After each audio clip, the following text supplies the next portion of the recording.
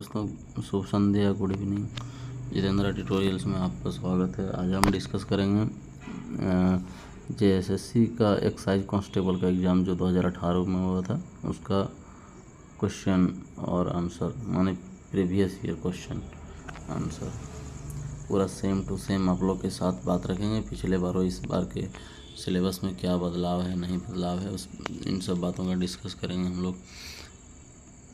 आगे बढ़ने से पहले दोस्तों मैं आप लोगों से कहना चाहूँगा कि वीडियो को लाइक कीजिए, शेयर कीजिए, चैनल को सब्सक्राइब कीजिए और शेयर कीजिए, वीडियो को फैलाइए अपने दोस्तों में ताकि और भी लोग जुड़े।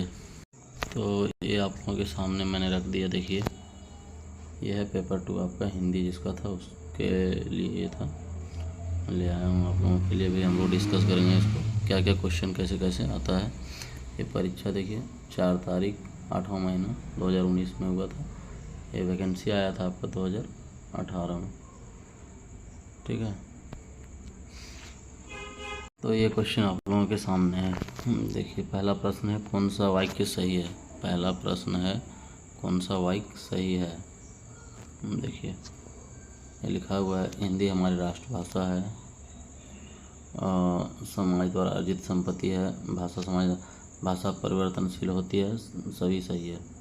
तो इसका आंसर डी होगा आपका, सभी सही है। जिसने भी किया था गलत किया था, मुझे तो नेट पे ये मिला तो मैं लेके आया हूँ आप लोगों के सामने। नेक्स्ट क्वेश्चन है, इनमें से कौन स्वर वर्ण है। इनमें से कौन स्वर वर्ण है। तो स्वर वर्ण यह है, स्वर और व्यंजन तो आप लोग सब जानते हैं, अंतरसिया व्यंजन में आता है, अंतरसिया व्यंजन में आता है। तो स्वर वर्ण कौन होगा, वो होगा दीर्घ। भाषा की लघुत्तम इकाई क्या है। तो भाषा का लघुत्तम इकाई कहने का तात्पर्य है कि भाषा को अगर सबसे छोटे टुकड़ों में तोड़ेंगे तो जैसे ये काम लिखा हुआ है, तो अगर ये शब्द है, शब्द को अगर तोड़ देंगे तो का और मौ से बना हुआ है। का माने वर्ण जो है वो होगा, क्या होगा, वर्ण, माने 3 का सी होगा। 4 नंबर देखिए, 4 नंबर है, जो पहले कभी ना हुआ हो उसे क्या कहा जाता है।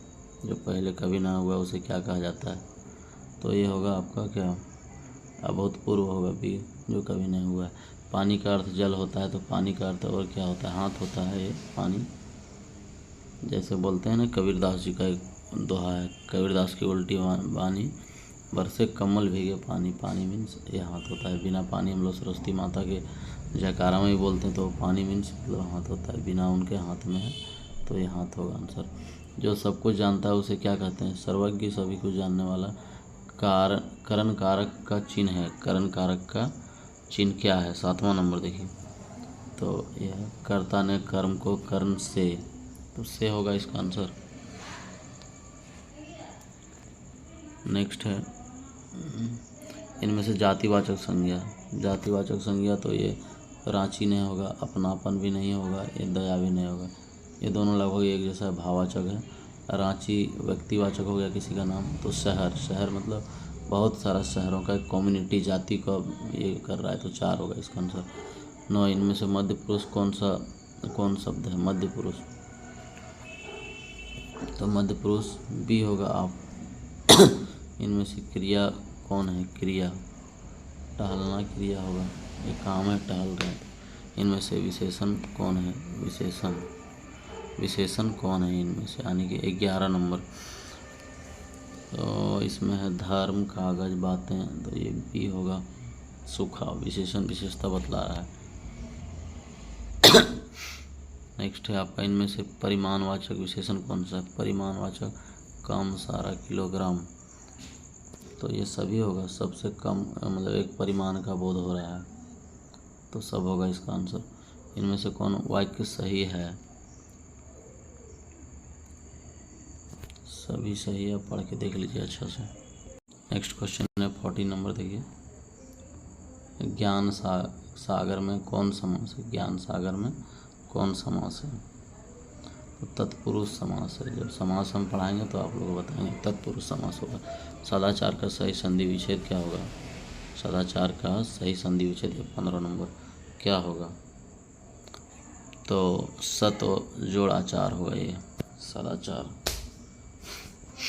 आँख दिखाना का अर्थ क्या होता है। सचेत होना, ये तो गुस्सा आना होगा, सी कॉमन है, मुहावरा है। दिल्ली दूर है का क्या अर्थ है। दिल्ली दूर है का क्या अर्थ है। मतलब कठिनाई अभी बाकी है, टाइम लगेगा। यही होगा इसका आंसर, ये होगा आंसर। कान खड़े होने का क्या, सचेत हो जाना, सावधान हो जाना, डी नंबर। जमीन आसमान एक करना का अर्थ क्या होता है, बहुत प्रयत्न करना, ये सही बी नंबर 19 का। तो क्वेश्चन का लेवल आप देख रहे होंगे क्या है, 0 है एकदम, बस पढ़ना है सिर्फ। मैदान मारना क्या अर्थ है, जीत जाना, मुहावरा है। 9 2 11 होना, भाग जाना, एक तरह से मुहावरा है, सी होगा आंसर।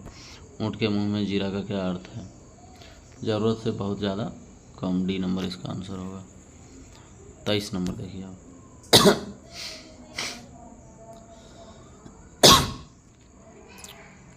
23 नंबर 23rd, सांप भी मरे और लाठी भी न उठे, माने बिना नुकसान का काम पूरा हो जाना, यही होगा। सी नंबर, घर की मुर्गी दाल बराबर, मतलब जो आसानी से मिल जाता है उसका वैल्यू नहीं लगाया जाता है, ऐसे घर की चीज़ का उचित मूल्यांकन नहीं होना, वही होगा उसका आंसर, नो डाउट।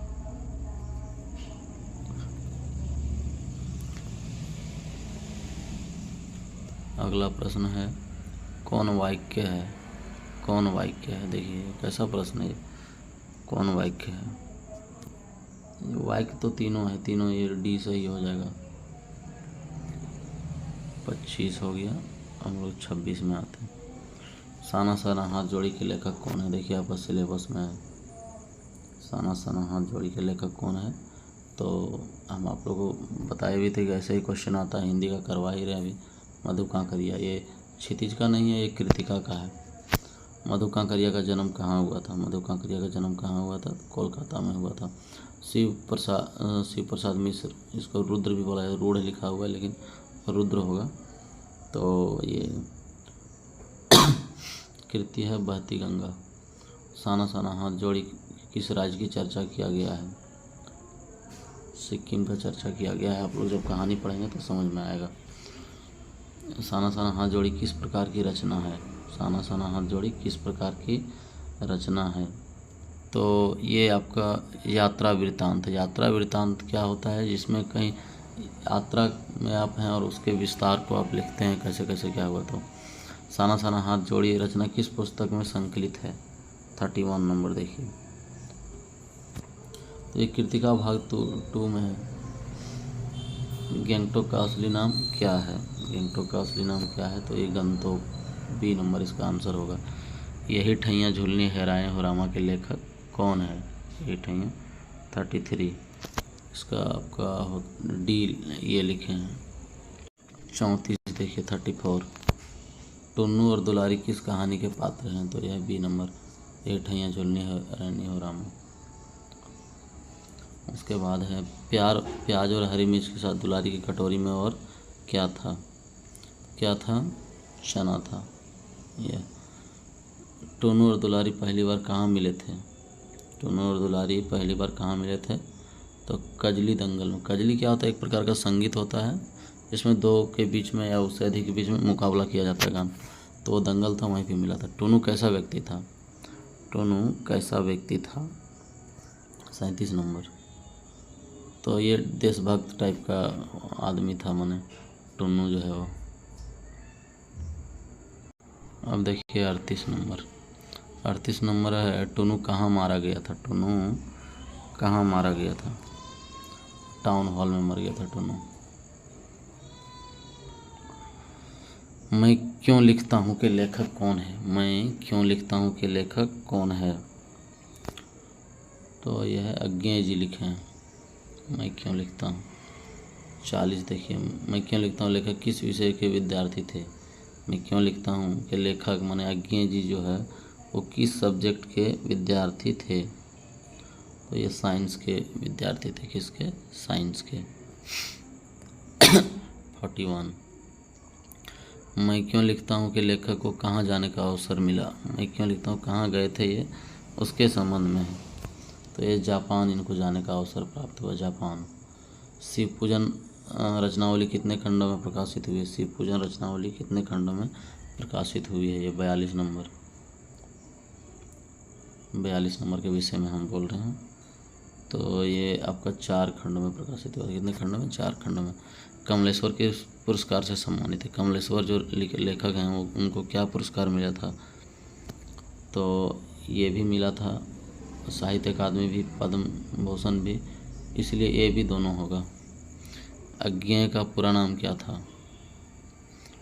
अज्ञेय का पूरा नाम क्या था? हम 44 के संबंध में बात कर रहे हैं। 44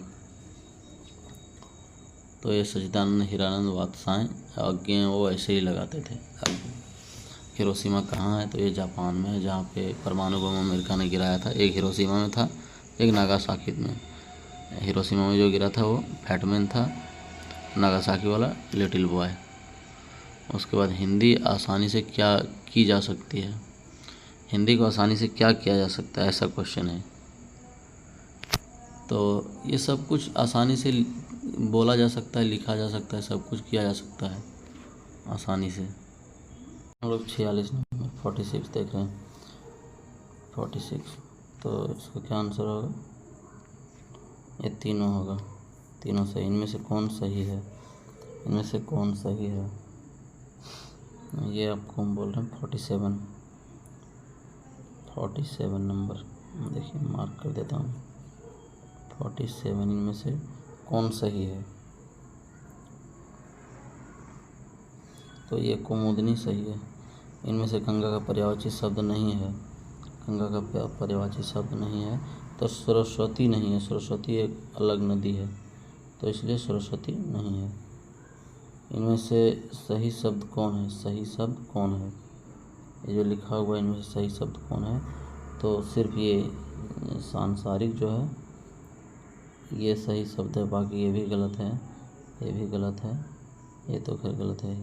इनमें से संयुक्त वाक्य कौन है? संयुक्त वाक्य कौन है? पहले वाक्य का डेफिनेशन आप जानिए, फिर समझ में आएगा। हालांकि भी मैं आंसर बता देता हूँ, ये होगा संयुक्त वाक्य। दो वाक्य जुड़ा हुआ है तो ये संयुक्त वाक्य।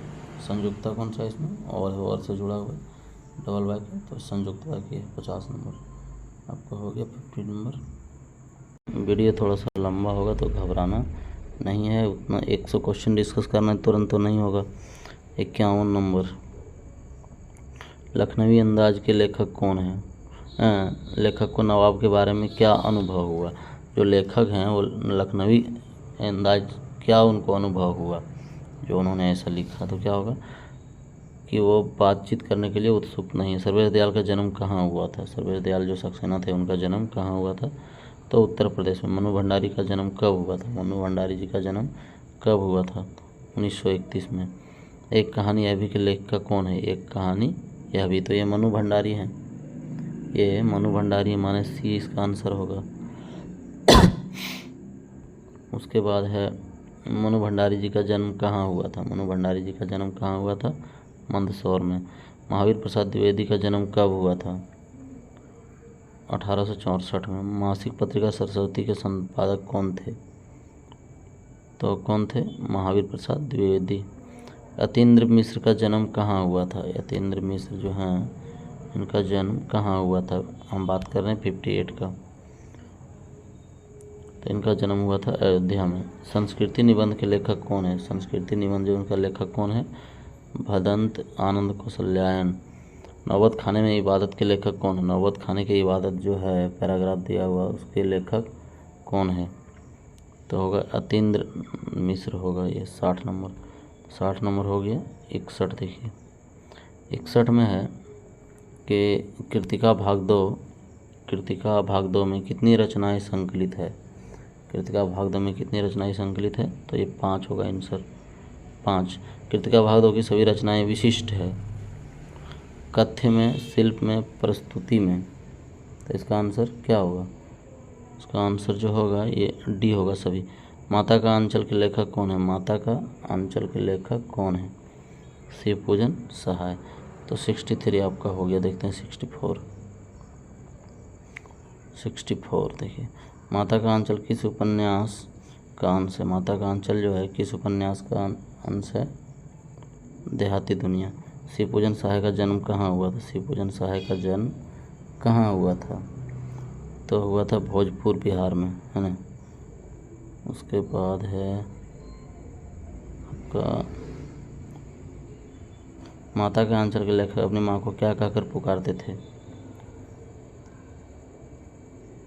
मैया। क्या कहकर पुकारते थे? मैया। कमलेश्वर का जन्म कब हुआ था? कमलेश्वर जो राइटर है उनका जन्म कब हुआ था? 1932 में। किसके लेखक कमलेश्वर हैं? किसके लेखक कमलेश्वर हैं?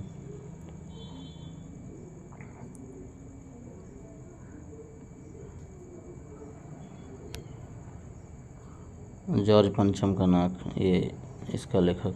शिवपूजन सहाय को उनके पिता क्या कहकर पुकारते थे? हम 69 का बात कर रहे हैं। शिवपूजन सहाय को उसके पिता क्या कहकर पुकारते थे? भोलानाथ। क्या कहते थे? भोलानाथ। जॉर्ज पंचम की नाक के लेखक कौन है? कमलेश्वर। अभी हम लोगों ने पढ़ा। जॉर्ज पंचम की नाक के लेखक कौन सा रूप देखा जा सकता है? 71 पत्रकार का। कौन सा? पत्रकार का। तो ये 71 तक हो गया, यानी 71 तक हम लोग कर लिए। 72 देखते हैं। 72 में क्या है? जॉर्ज पंचम की नाक में किस महारानी की चर्चा है? महारानी एलिजाबेथ की। उसके बाद महारानी एलिजाबेथ कहाँ की महारानी थी? महारानी एलिजाबेथ कहाँ की महारानी थी? तो इंग्लैंड की। इसमें कोई पढ़ने वाला ही बात नहीं। महारानी एलिजाबेथ का सूट का रेशमी कपड़ा कहाँ से मंगाया गया था? हिंदुस्तान से। जॉर्ज पंचम की मूर्ति में क्या कमी रह गई थी? 75। तो नाक की कमी रह गई थी। 75 क्वेश्चन हम लोगों ने देख लिया। अब देखते हैं 76 में है सूरदास का जन्म कब माना जाता है? सूरदास का जन्म कब माना जाता है? ऐसा मतलब कोई प्रूफ नहीं है साइंटिफिक, लेकिन एक मान्यता है। तो कब माना जाता है? 1478 में। कृष्ण ने मथुरा जाने के बाद गोपियों के पास किसके जरिए संदेश भेजे? उद्धव के जरिए। तुलसीदास का जन्म कब हुआ था? 232। तुलसीदास ने रामचरितमानस की रचना किस भाषा में की थी? अवधी भाषा में। उसके बाद नेक्स्ट है 80। देवदत्त द्विवेदी का जन्म कहाँ हुआ था? देवदत्त द्विवेदी का जन्म कहाँ हुआ था? तो इनका जन्म हुआ था इटावा में। इटावा। देवदत्त द्विवेदी का ग्रंथ की संख्या कितनी मानी जाती है? 52 से 72। जयशंकर प्रसाद का जन्म कब हुआ था? 82 देखिए। तो 82 का सी होगा आंसर। क्या होगा? सी। 1889। जयशंकर प्रसाद का जन्म कहाँ हुआ था? क्या है? जयशंकर प्रसाद का जन्म कहाँ हुआ था? वाराणसी में। सूर्यकांत त्रिपाठी निराला का जन्म कब हुआ था? सूर्यकांत त्रिपाठी निराला का जन्म कब हुआ था? 1899 में। क्षितिज भाग 2 में कितने रचनाओं की रचनाएं संकलित है? कितनी रचनाएं क्षितिज भाग 2 में? 17 है। क्षितिज भाग 2 में संकलित है। संस्मरण भी है, कहानी भी है, कविता भी है। टोटल 8 होगा आंसर। विनय पत्रिका किन की रचना है? तुलसीदास की। विनय पत्रिका किन की है? तुलसीदास की। नागार्जुन का जन्म कहाँ हुआ था? तो इनका जन्म हुआ था दरभंगा बिहार में। नागार्जुन को किस भाषा में कविता के लिए साहित्य अकादमी पुरस्कार दिया गया था? मैथिली के लिए। गिरजा कुमार माथुर का जन्म कब हुआ था? 1918 में। छाया मत छूना किसकी कविता है? छाया मत छूना ये किसकी कविता है? गिरजा कुमार माथुर का कविता है। ठीक है। नेक्स्ट, कन्यादान के कवि कौन हैं? कन्यादान के कवि कौन हैं? तो देखिए ये हैं आपका स्वयं प्रकाश, सॉरी ऋतुराज होगा।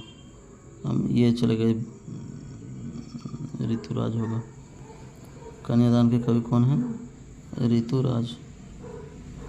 ये नेक्स्ट है आपका 93 नंबर। मंगलेश डबराल का जन्म कब हुआ था? मंगलेश डबराल का जन्म कब हुआ था? तो 1948 में। सूरज कब निकलेगा कहानी के लेखक कौन है? सूरज कब निकलेगा कहानी के लेखक कौन है? स्वयं प्रकाश जी। राम वृक्ष बेनीपुरी, ये देखिए नीचे, राम वृक्ष बेनीपुरी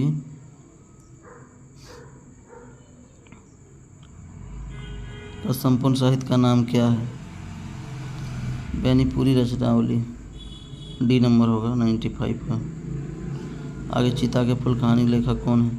राम वृक्ष बेनीपुरी हैं। उसके बाद है झूठा सच्चा। झूठा सच्चा उपन्यास के लेखक, तो ये तो यशपाल है भाई।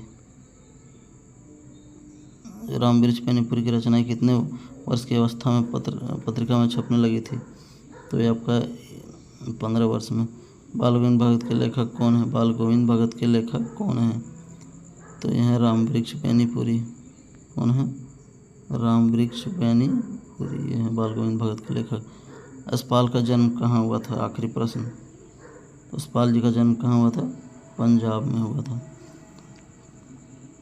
तो ये रहा पूरा आपका प्रश्न। बस इसी प्रकार का प्रश्न तो हम भी करवा रहे हैं। सभी वीडियो को देखिए, आपको समझ में आ जाएगा। 100% आपका पूरा का पूरा हिंदी का क्वेश्चन टच कर जाएगा, जैसा हम पढ़ा रहे हैं आपको चैप्टर बाय चैप्टर। अगर अच्छा लगा हो तो लाइक कीजिए, वीडियो को शेयर कीजिए और चैनल को सब्सक्राइब कीजिए। जय हिंद।